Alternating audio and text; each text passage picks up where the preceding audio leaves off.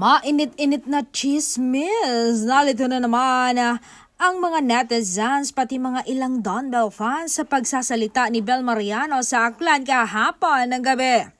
For Ati-Atihan Festival tungkol sa kanyang project dahil wala raw siyang binanggit na Donnie Pangilinan.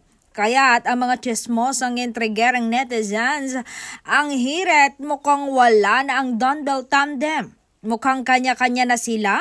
Don't worry. Don Bell fans, ayon naman sa chika ay may teleserye at movie silang ikakasa this year. Kaya't abang-abang lang tayo dahil pinaganda nila ito upang sulit daw ang ating paghihintay.